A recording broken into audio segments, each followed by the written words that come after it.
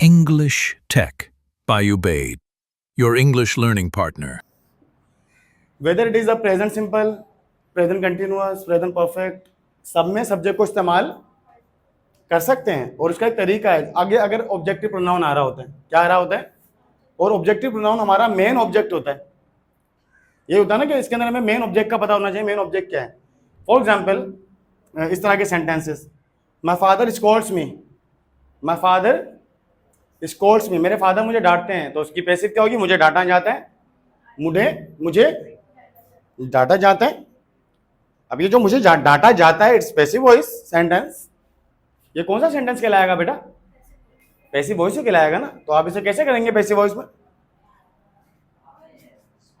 I am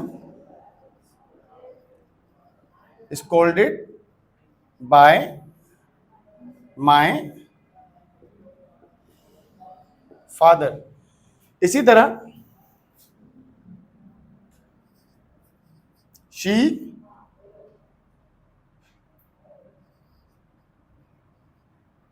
gives me respect, she gives me respect। इस passive voice को आप दो तरीके से बनाते हैं बेटा। ये जो पैसिव वॉइस होते हैं इस तरह से, इस पैसिव वॉइस को आप दो तरीके से बना सकते हैं। वो दो तरीके कौन से होते हैं, एक तो तरीका ये होगा, I am respected by her, yes, हाँ, I am respected by her. या फिर आप सिंपली कह सकते हैं दो तरीके से, कौन कौन से मैं यहां अलग से लिख देता हूं, I am respected by her, और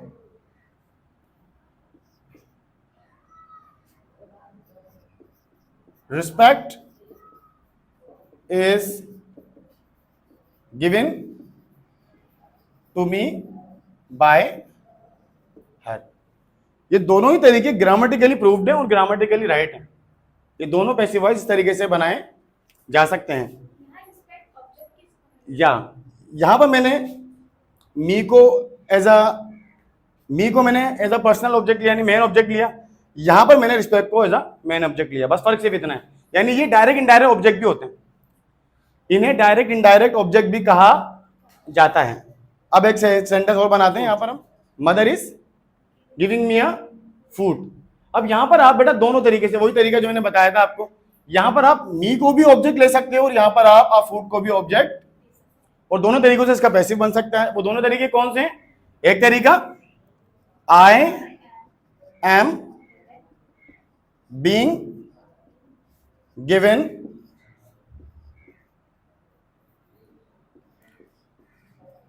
अ फूड बाय मदर, या फिर a food is being given to me by my mother। Clear हो गई बात। तो सब्जेक्ट को इस्तेमाल किया, अगर यहां पर फॉर एग्जाम्पल कह देता mother is giving her a food, she is being given a food by mother, या a food is being given to her by mother. अगर मैं यहां पर कह दूं बेटा by him, he is being given food by mother, या फिर a food is being given to him by mother. Is that clear. तो आप ये कभी भी नहीं सोचेगा कि टीचर जो अक्सर बताते थे कि पैसिव में सब्जेक्ट का इस्तेमाल नहीं होता। No no, subject even can be used in passive voice.